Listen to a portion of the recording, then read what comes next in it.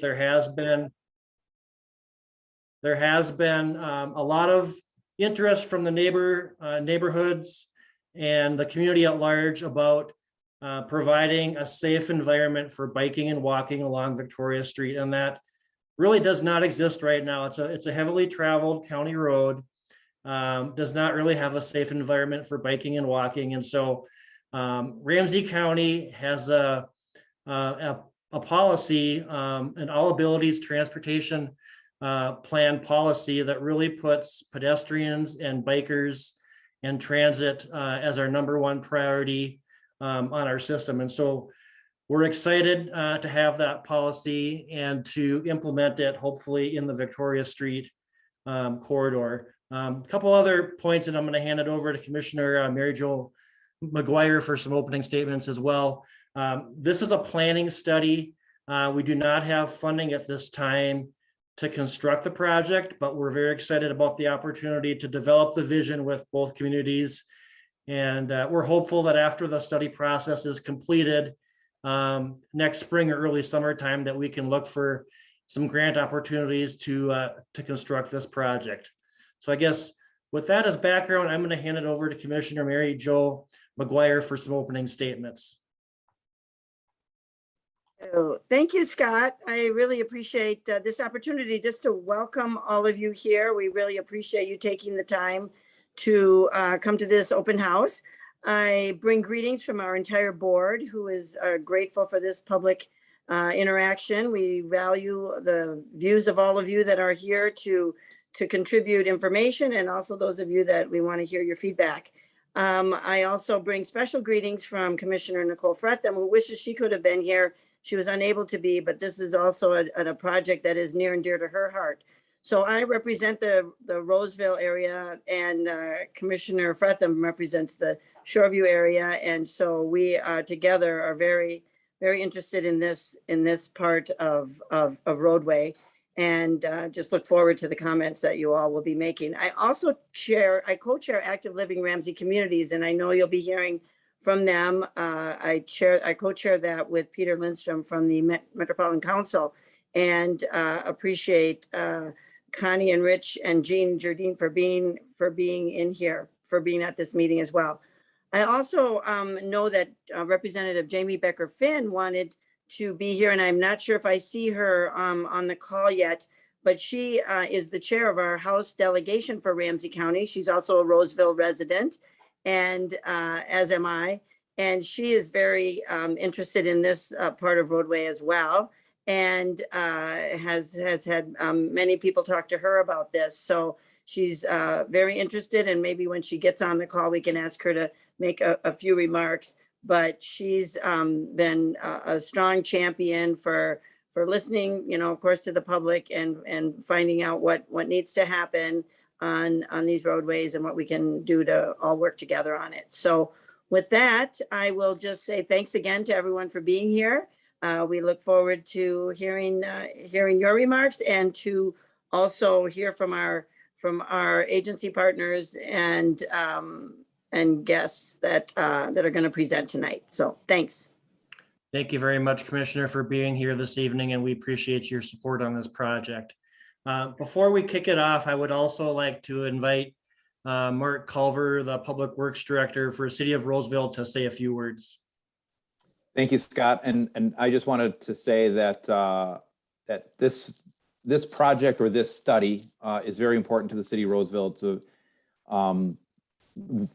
trails, sidewalks, and connecting the city, making it more walkable and accessible is a very important priority for the City Council of Roseville.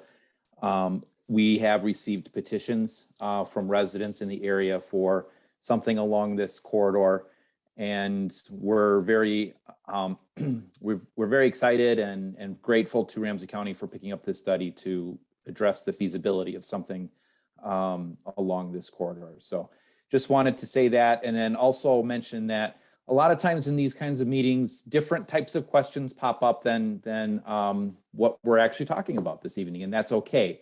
And I just want to encourage people that if something does come up and we don't really address it because we don't have time, please, I encourage you to contact me through email or call me tomorrow or what have you. And you can find my contact information very easily at the City of Roseville's website. So like I said, if anything does come up, feel free to reach out via email or a phone call after the meeting. Thank you. Thank you, Mark. So I think we're going to hand it over to Mary Good and the WSB team to kind of go through some slides to kind of overview the project. As we are doing that, I would encourage you to put your questions in the chat, and those will populate internally for staff. And after we get through the presentation, we will attempt to address as many of those questions as possible. So I guess with that, I'll hand over to Mary. Thank you.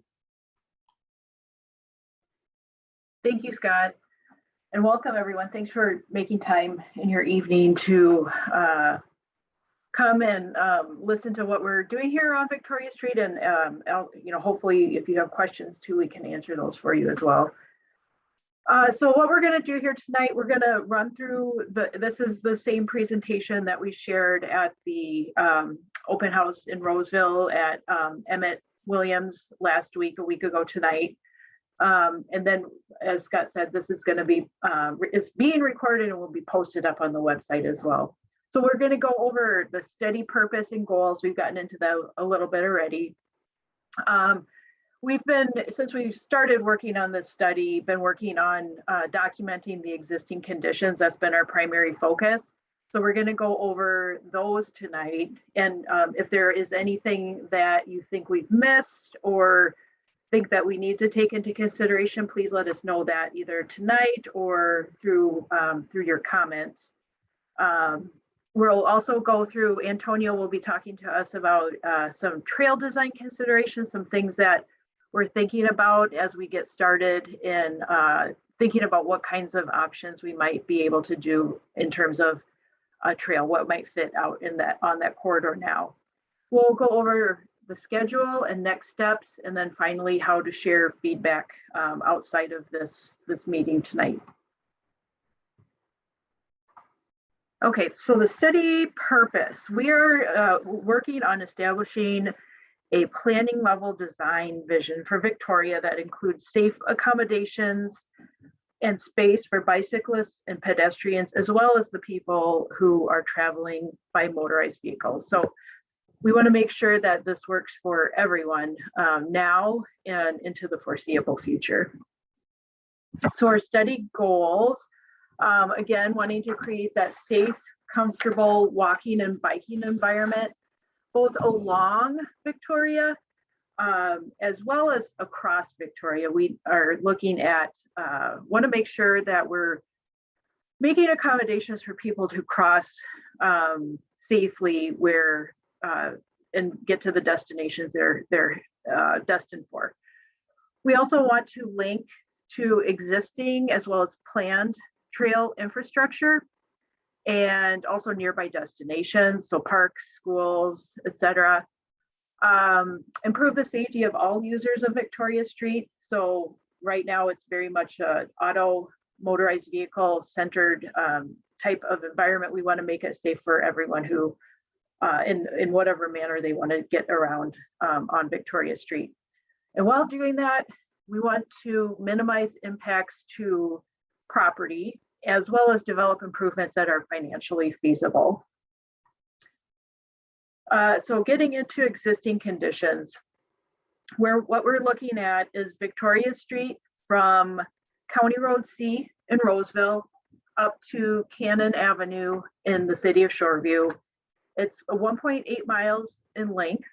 The speed limits, the posted speed limits out there are 35 to 40 miles an hour, although we're well aware that motorized vehicles, cars travel in excess of that right now. The existing right-of-way or the space that the county has available to them for that roadway is between 62 feet and 84 feet. The average number of vehicles that travel on Victoria every day ranges from just about 5,000 vehicles, just under 5,000, to 6,200 vehicles a day. The road geometry, or basically how the road is constructed right now, it's largely two-lane. It's a two-way road, some with paved shoulders. but primarily a rural cross-section, meaning that rather than the curb and gutter, there are ditches on either side of Victoria for most of it. And then, of course, there are many access points along Victoria, not only the streets that cross it, but many driveways from the homes of residents who live along the street. Relative to any facilities or any accommodations for walkers now, there's just a small piece down at the south end, right at County Road C on the west side, just a small bit of sidewalk for the most part. There's also some striped shoulders that are out there that I would say more confident bicyclists use. They're not continuous, and they're also not uniform in their width either. And then parking, for the most part, it's restricted or no parking at all or partially restricted. But for the most part, it doesn't seem like people make a habit out of parking on Victoria. Again, I just wanted to touch on the existing cross section. So that's basically how the road is laid out. What are the dimensions of various aspects of the road? So these numbers correspond to 6 different cross sections that we've identified out there. I mentioned within that 62 to 84 feet of right of way, there are just little bit different variations on the dimensions of the road. I've got drawings of those. I won't spend a lot of time on them. I will flip through them, and they are available on the project website if someone wants to take a look at those or get into more detail, but I'll just quickly flip through those now. So again, these correspond to the numbers on the previous image. So just again, you can see that there's some different dimensions in terms of how the road is laid out. Wider in the south end by County Road C, where we have turn lanes and whatnot in the sidewalk, and gets, for the most part, is relatively narrow. I wanted to touch on crash issues along Victoria Street. We did take a look at crashes for a 3-year period. The crashes represented here are between, they took place in the years 2017 through 2019. During that time, there were a total of 17 crashes along Victoria Street. There are some areas that stand out. You see that there's a concentration of crashes down at County Road C in Victoria.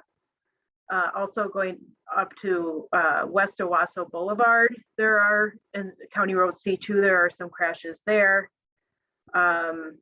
Moving up to the northern part of the corridor, there are some along, just along the road at Brenner Avenue, up to Edgewater.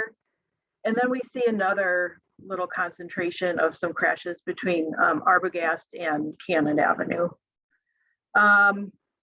Let's see, the most common types of crashes that occur and I should also mention, these are all crashes that were reported to law enforcement. I know when we were at the open house last Thursday night, we heard from people that, there are plenty of incidents that they're aware of, being residents along Victoria, that don't get reported, but there's more than what's shown on this, and we're aware of that.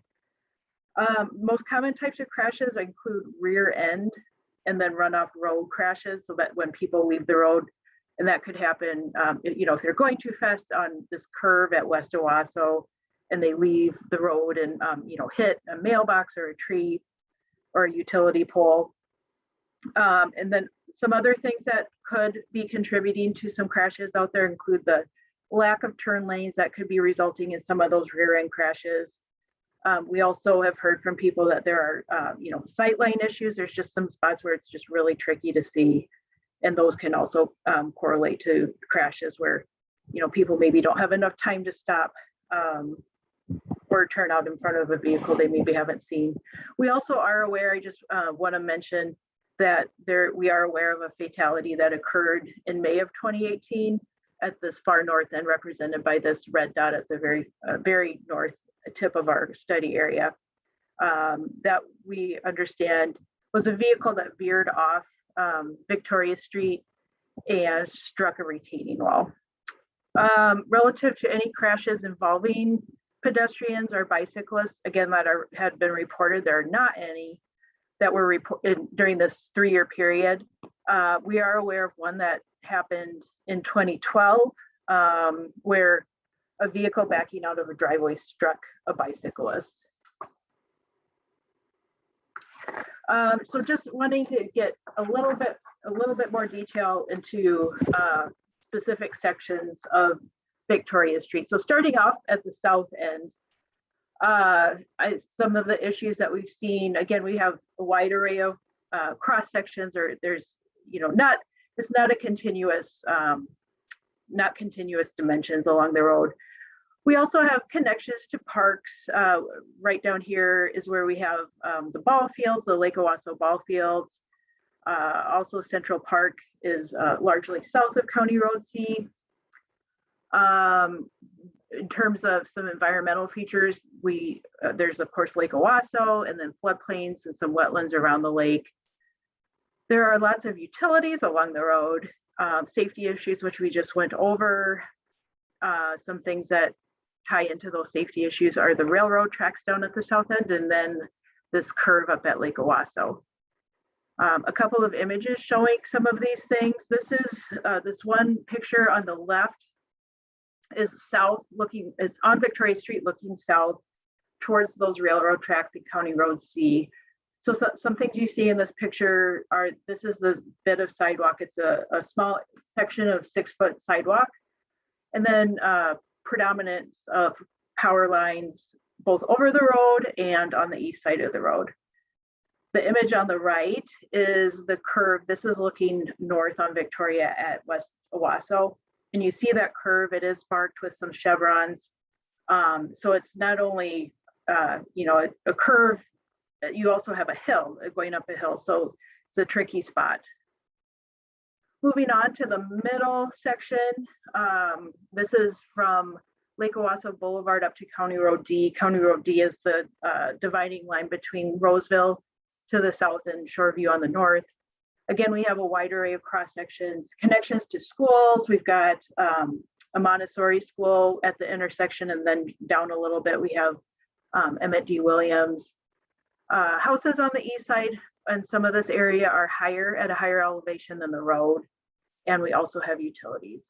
And again, some images showing these things. The picture in the bottom left shows those houses that are higher up.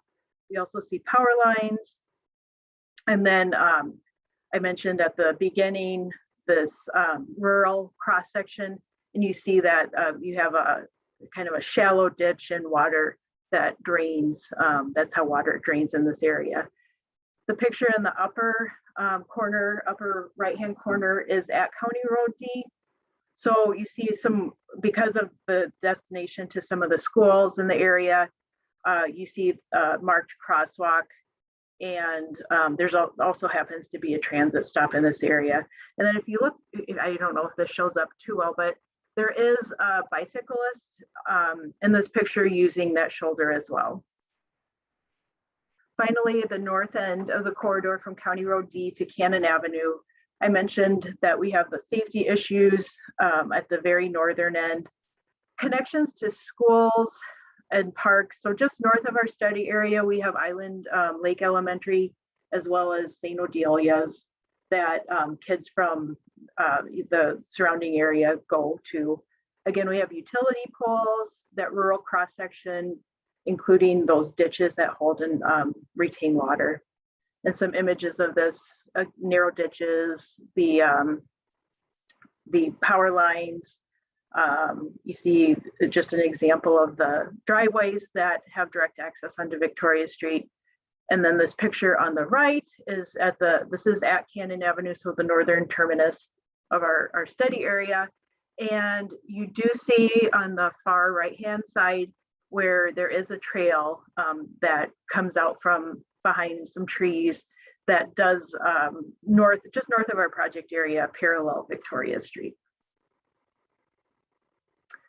So our study schedule, we are, again, I mentioned that since we started this study this past summer, we've been working at documenting existing conditions. So we're putting a bow on that phase of the study with this public involvement effort that we're in right now. As we move into December and the rest of November, we will start taking a look at typical cross sections. So what are some things based on the space that we have out there, the goals we have, et cetera? What are some options that in terms of what the cross section of the road can look like? We'll come back to you this winter with another open house sharing those typical sections. And then after that, get started on some corridor concepts.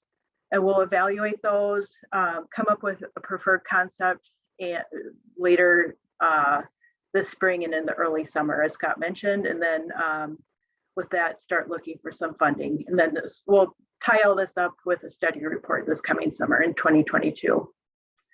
So with that, we're going to hear from Antonio Rosell with Community Design Group. He's on the WSB team, and he will talk about some design considerations. And you should have control now, Antonio. Thank you, Mary. Good afternoon, everyone. Thank you so much for joining us tonight. We are excited to be chatting with you about this important project in your neighborhood. Part of what I want to do tonight is to share with you some of the items that we're keeping in mind as we are beginning to think about concepts for providing walking and bicycling connectivity along Victoria Street. Something that you may have heard about and we're aware of, and just 1 second, please forgive me, the screen is, I want to give it one more click. There you go. The screen wasn't moving along, but now it's perfect. So I wanted to let you know about a wonderful plan that was developed by Ramsey County about 4 or 5 years ago. And I had the wonderful good fortune of working with Connie Bernardi, Scott Yonke, and some of the other great folks at Ramsey County on developing what is called the Ramsey County Pedestrian and Bicycle Plan. That plan puts forward a vision for the entirety of Ramsey County. And the goal of that plan is to develop an all ages and abilities network, meaning a network of walking and bicycling routes that are not only usable, but friendly and inviting for people of all ages and abilities in the county. So we want to have a set of routes that are welcoming, that feel safe for families to ride on, that feel safe for parents to let their children ride their bikes to school, for example. So it's a very high standard of comfort and safety. And that is the overriding vision of Ramsey County. And it's the overriding vision for this specific project. And so that is what is guiding the work. So all ages and abilities is a really key component of our work. Now, as we are thinking about all ages and abilities, then we want to be thinking about, well, what is this corridor like? What are some of the characteristics that exist today, and how do we accommodate our concepts to address that? What I'm showing you right now is a chart that provides guidance from the Minnesota Department of Transportation and from the Federal Highway Administration on the kinds of facilities that we need to consider if we are going to have an all ages and abilities network. And so it's a little bit complicated, but let me explain how we read this chart. So you see here going up and down on the left side of the chart says volume, vehicles per day. And on the bottom of the chart, you see speed, miles per hour. As Mary mentioned, the volume or the number of total motor vehicles per day that we see along Victoria Street is around 6,200 motor vehicles per day. So you see this orange line roughly around that area. And the speed, and I should also clarify, when we're using this chart, what we want to use is observed speed, not necessarily posted speed, but because posted speed in some ways, it's aspirational, right? We want people to not exceed 35 or 40 miles an hour, but yet many of you know that sometimes drivers are going beyond that. But we're going to use just posted speed on this. And we know that there are segments here where the speed limit is 40 miles an hour. And so when you make these two orange lines come together, the place where they meet, which is this red star right here, it tells us that for an all ages and abilities network, what we need to provide is what is called a separated bicycle lane or a side path. Now, what are those facilities? What is a separated bike lane? A separated bike lane is a type of facility where you are familiar with a standard bike lane. Rather than having it just delimited by paint. And I'm having a little bit of trouble switching here for some reason, but let me see if I can get the screen to take me to the next. There you go. This is a separated bicycle lane. So it's a bicycle lane that's separated with an actual built up piece of concrete so that cars can't really encroach into that space. And so it provides a really high sense of safety for people who are riding along this roadway. And so one of the concepts that we're exploring is a bicycle lane of this type with the physical separation, in addition to walking facilities for people who also want to walk along this corridor. So it might be the roadway and then a bicycle lane and then a sidewalk providing that connectivity. That's a separated bicycle lane. And the other kind of facility that we are thinking about is, a side path, which is, as you saw in the chart, the other type of facility that was called for. And so what is a side path? It's basically a trail. And if you're familiar with the, sometimes they're called shared use paths or walking and biking trails. A side path is the same kind of facility. It's not at the level of the roadway. It's actually moved up on the curb. So at the same level that the sidewalk would be at. And so it has that height differential providing separation. And also generally, there is some planted boulevard providing some additional separation from the roadway, which helps that facility to feel like a very comfortable and inviting place. And so this is the other type of facility. And you may remember that Mary mentioned that the right of way available ranges from 60 feet up to 80 some feet. Right of way is the land that is owned by the city or the county, and that is available generally for building this transportation facility. So the question is, given that, controlling width of 60 feet, and we don't want to, think about going beyond that right of way. So in 60 feet, it could be possible to fit the 2 lanes of motor traffic that are there today. And it could be possible to do that and also put in a side path or a trail on one side or both sides even. And so we're exploring that right now. We're looking at those options. Now, the thing that is important to keep in mind as well is that to be able to do that, to fit within that available right of way,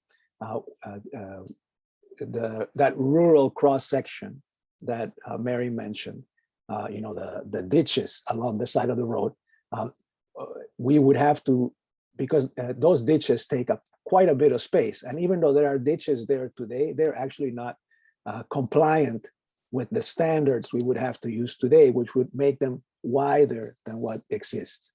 So we would probably not be able to make these facilities fit within a ditch or a rural cross-section. We would have to go to what is an urban cross-section, which is simply we have a curb and gutters, and the stormwater is dealt with pipes underneath the roadway and other mechanisms that are kind of out of sight. So in this image here, what you see is a curb and gutter section, and you can see So here's the curb, and the gutters, of course, are right here, and then they go to a set of storm drains that are underneath the road. So that's one of the changes that we're also thinking about and considering. And so there's a lot of other investigation that we're in the middle of right now, but that would help us to make that determination. And we are, I think Scott mentioned this, and also Mary, that we're going to have another set of workshops coming up in a couple of months. In those workshops, we will have concepts for you to look at and to evaluate. And we will have the different options with the, side path on one side or two sides, or the protected bicycle lane. We'll think about intersections as well, so that we have that all ages and ability standard, not only for going along Victoria, but also for going across Victoria. We want to be able to have people of all ages. We want children to be able to cross the street safely if they're getting to school, etc.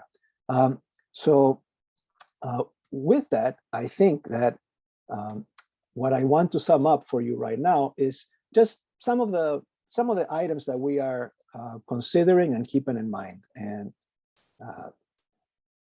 these are some of the potential benefits that we are thinking about as we are developing these concepts and exploring them. First of all, we want to provide this all ages and abilities network so that children and families can safely connect to the 3 elementary schools in the area, to the wonderful parks in the area, to the shopping destinations that are nearby. So inviting facilities that, where somebody says, I'd love to walk to the park, but, I don't feel safe because there is no sidewalk and I got to walk in the ditches. And you know what? It rained yesterday and the day before, and they're full of water and I don't want to get my feet wet, etc. Or the cars go too fast and it's uncomfortable. They're too close to me and I don't have a designated space. So we want to fix that. We want to make that better. We also want to increase safety for people who are driving along this roadway. You notice, when Mary was discussing the crashes, there's quite a number of crashes in the area. And, one of the things we want to do is to think about how can we not only provide space for people walking and biking, but also make traffic speeds and traffic behavior more consistent and more safe. So that's another set of benefits. And lastly, you heard me talking about the ditches a little bit, the rural cross section. When we go to an urban cross section, to a curb and gutter, there is the possibility of including, of course, this different type of drainage and little detention mechanisms that help to separate some of the debris and the grease and the oils that are in the runoff water, the water that gets washed off the road, and we can actually separate and clean to a greater extent than we can with a rural section. And so thinking about the health of nearby lakes, bodies of water, how we can also help improve the water, the quality of runoff. So anyway, those are some of the considerations, some of the ideas that we are exploring and thinking about. And I think that now I will hand it back to Mary for the next steps in our presentation. So thank you very much. Any questions or comments, make sure to type them in the chat box. We're going to get to as many as we can today.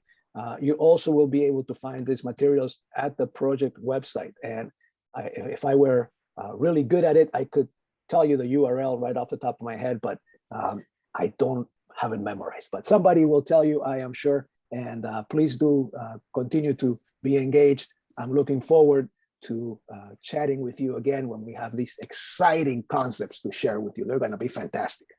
I just know it. Thank you. Thanks, Antonio. So just one last slide before we get into the questions. Again, this is ways to stay connected as to what's going on with the project. We encourage you to share your comments, questions, and concerns here in the chat box, but also, as Antonio mentioned, we have our project website shown on the screen here. That project website includes a feedback map that you can put comments on. You can pinpoint them directly if you are talking about a specific geographic area.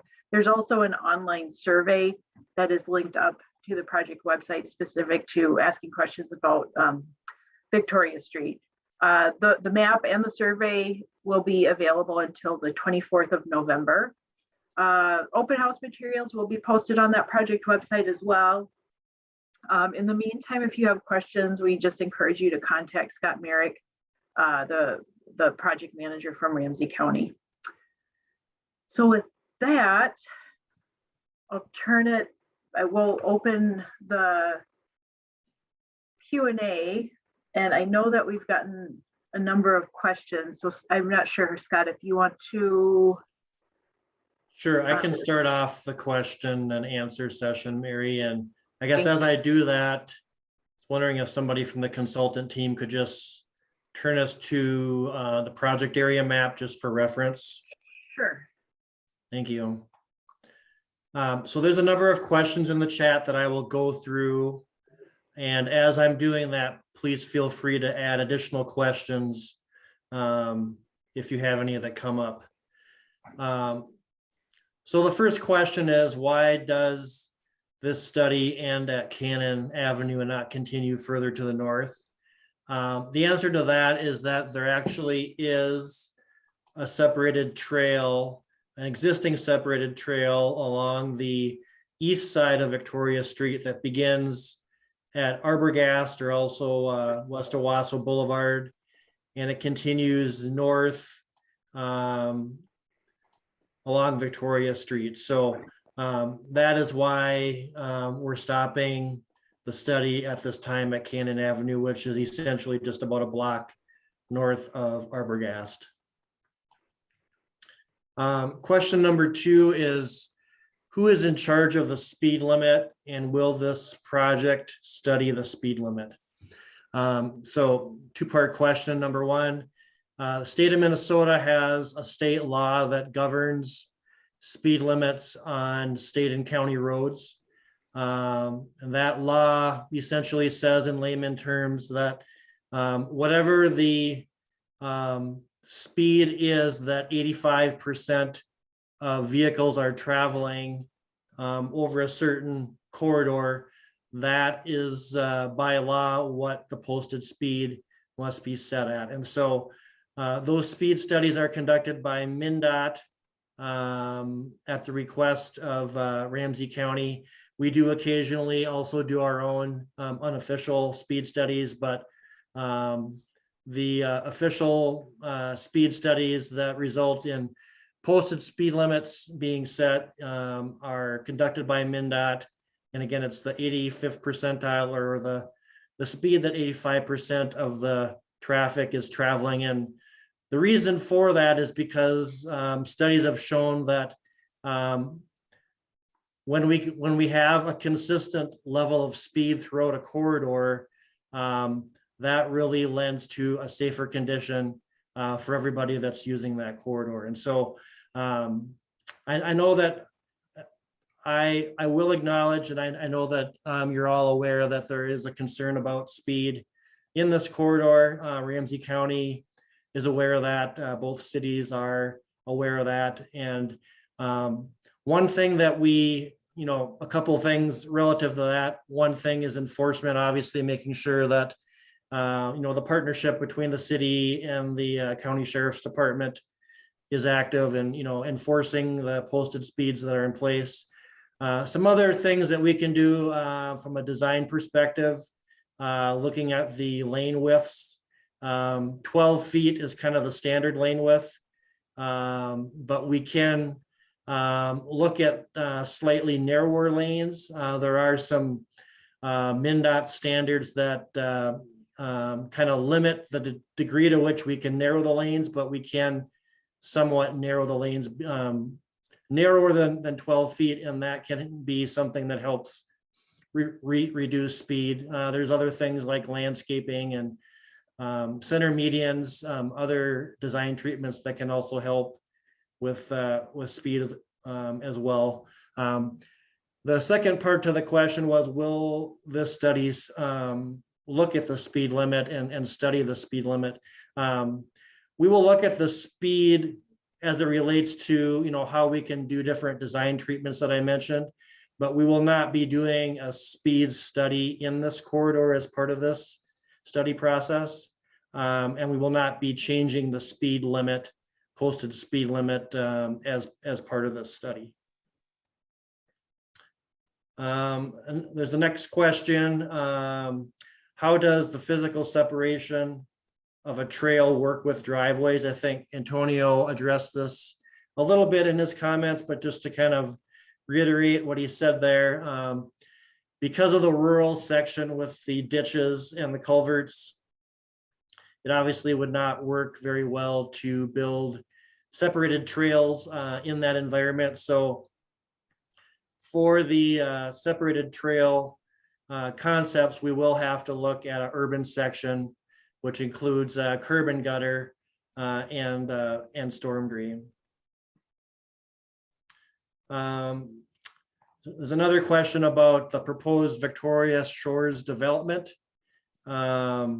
between Woodhill and C2 and how that would affect the study. And I'm going to address that a little bit, but hopefully leaning on Mark Culver, the Public Works Director for Roseville, to maybe help me out on this a little bit, Mark. But just as a background, there is a proposed development just north of the park, north of C2, on the west side of Lake Owasso, between Lake Owasso and Victoria Street, with a number of driveways that will be entering Victoria Street. Mark and his team have been working with the developer on putting that plan together, and the county is working closely with the city to do that in a way, that could potentially integrate a trail, but I don't know the exact status of that right now. And hopefully, Mark, you can provide some additional information on that. Yeah, thanks, Scott. Just so people know that development proposal is it's in a weird state right now where we're doing an environmental review. And later, presuming that environmental review doesn't go much further, the developer will be bringing their final plat and final proposal to the city council this winter. And when that happens, staff will be working with the developer probably to dedicate some right of way, make sure there's sufficient right of way and space on both sides of Victoria for a trail slash or whatever. So that whatever comes out of this, it's ready. There may be some interest on their side to put some sort of pedestrian facility on the east side of Victoria, even if this study says, well, we're going to put the trail on the west side. They may still want something on the east side for the string of homes or the row of homes along Victoria to have pedestrian access to a shared dock or something like that. So it's possible that something like that gets built anyway, but we're working with them to make sure that both sides of the road are ready for a trail corridor, whatever comes out of this study. Thank you for that, Mark. Next question. Has the county quantified the oil and road salt runoff issues along Victoria Street? And how much of a reduction are we talking about? I guess the simple answer to that question is that is really beyond the scope of this study to analyze the actual volume of road salt and oil runoff and stormwater runoff as a result of this project. That is something that we would look at more in the preliminary and final design stage of the project, not during the planning stage, but certainly is something that we're mindful of, especially with Lake Owasso just immediately to the east. Next question, please elaborate on how funding will be addressed. Sure. So as I mentioned in the introduction, Ramsey County currently does not have any funding allocated to this project. We have what's called a Transportation Improvement Program, or TIP. It's a 5-year construction program of projects that have committed funds to construct. And so those are bike trails, roadways, transit ways throughout the Ramsey County geographic area.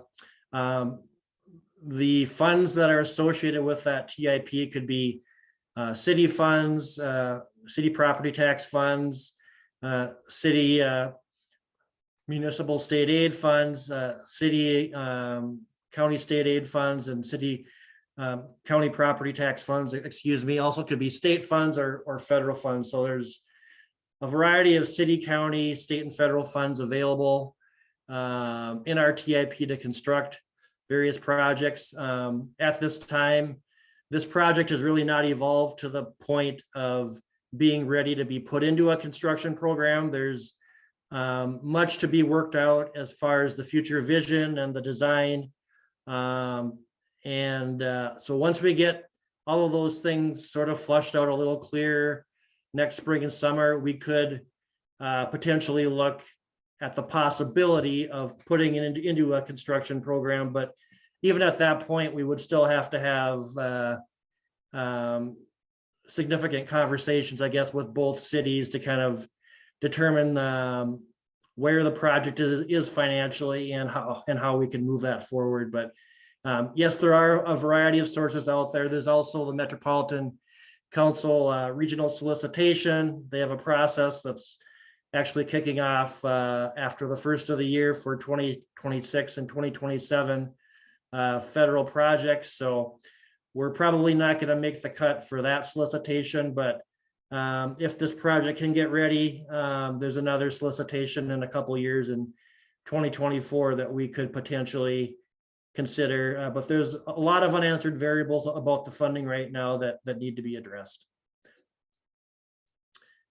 Besides checking on the website, are there going to be updates on the project and additional opportunities for discussion? And the answer to that is yes, there are going to be a variety of opportunities for additional input throughout the process. There's going to be additional in-person and virtual public meetings over the winter and spring months that will get into more detail about the design concepts and getting the public's input on those. There's also, as Mary mentioned, there is the interactive map on the project website where you can provide input. And I believe we're also considering having some small group or focus group meetings sometime later this winter as well. And there'll be more details on that coming out probably after the holidays. Next question, what happened to the $10,000 that I spent to line my clay sewer pipes to the street? I'm not sure how to answer that question, so I'm going to pass on that for now. That might be something that the city staff could follow up with that individual on at a later time. Next question, have you or could you consider connecting this trail to the Central Park North and the existing trail from Heniel Drive that currently ends at the railroad tracks? Could possibly use a boardwalk to avoid crossing the tracks. This would allow for a much safer access from neighborhoods south of Lake Owasso. That's a very detailed question that I guess I'm not really, I'd have to look at a map to kind of orientate myself to respond to that, but certainly I will consider all possibilities of connecting this trail to other adjacent trails in the neighborhood.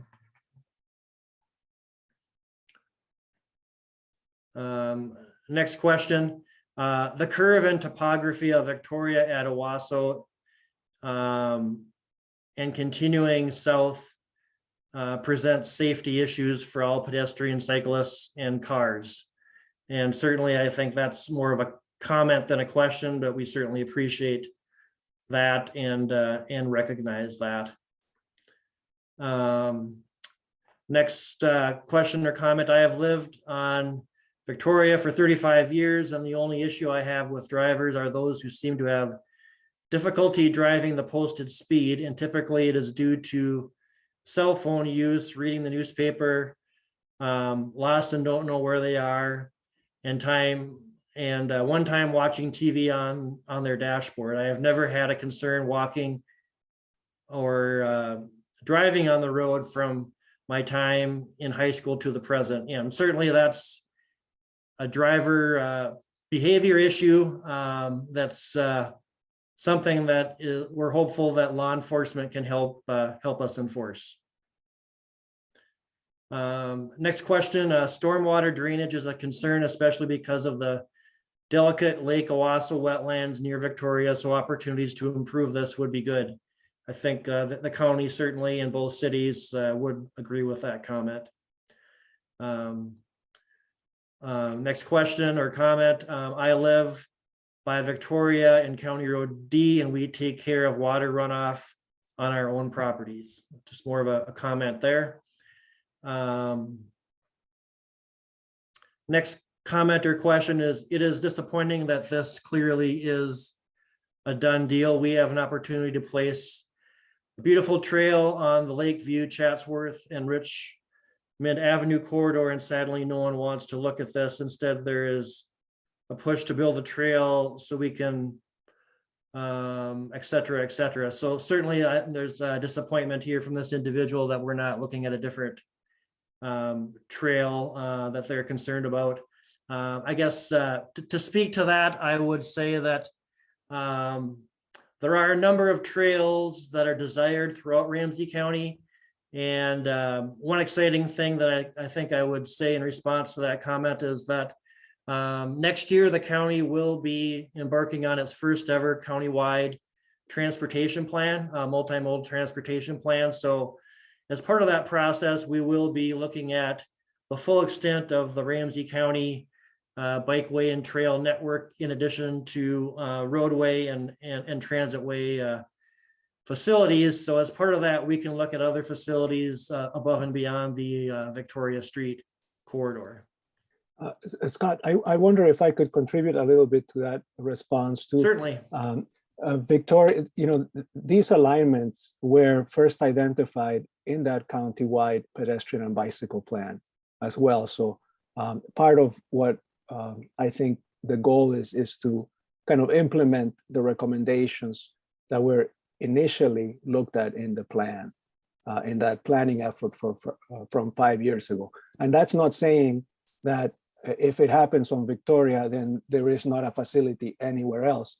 Just the same as with cars, it's not that there's only one street for cars and then you can't drive in another street. We're trying to do the same thing with bicycles so that people have multiple choices. And so if you build one facility here, that doesn't preclude another facility being located nearby. It's just, we're trying to keep to the plan. So that's the alignment follows that plan from 5 years ago, and trying to build multiple options. That's also one of the ways in which we make it easier for people to choose to walk or bicycle when they want to get to a destination. So I just wanted to bring that up. And also just a small clarification on the discussion about runoff. I think that there may be a misunderstanding that we're not talking about the drainage or runoff from people's individual homes or properties. We're talking about runoff from the roadways. So the water that falls on the roadways, it goes into a curb and gutter. It's not the rain and the water in somebody's house and personal parcel property. It's from that transportation corridor. So. Yeah, thank you for those comments, Antonio. That's helpful. The last comment that I see now is as it relates to roundabouts. There's a question, are roundabouts or other road modifications on the table? Lower traffic speed, I think I already addressed that. Pedestrian crossings, etc.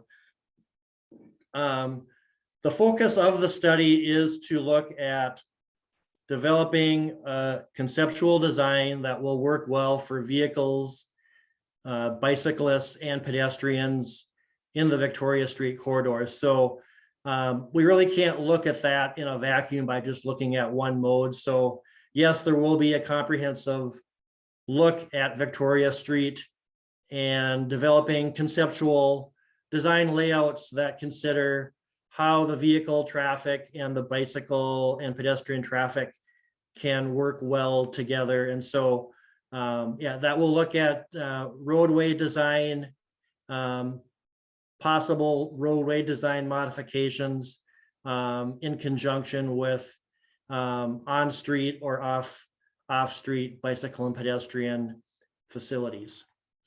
And along with that, you know, there is a potential, although we haven't really zeroed in on anything in particular yet, looking at possible intersection improvements, which potentially could include roundabouts. We really haven't explored that to any detail at this point.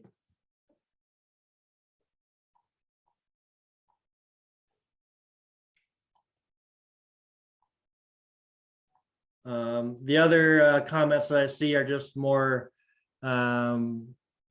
comments and really not questions for the general discussion. So I'll just give it maybe a couple more minutes to see if anybody else has any additional questions. And I was just going to also double check to see if Representative Becker-Finn was able to join us. I know that she was intending to be here. I don't see her listed anywhere.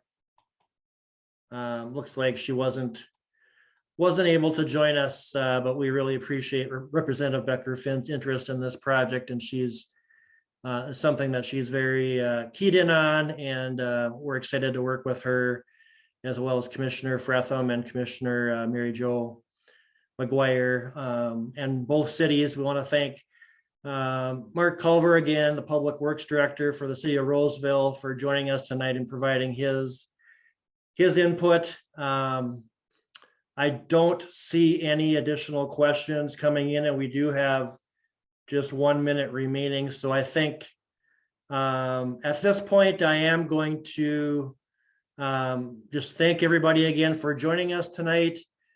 Please continue to monitor the project website. If you don't know the exact URL, just type in Google or any search engine, type in Ramsey County, Victoria Street Bicycle and Trail Study, and that will take you to the project website. And we look forward to working with you throughout the winter and summer on this exciting project. So thank you very much and have a nice evening. Thank you, everyone. Good night.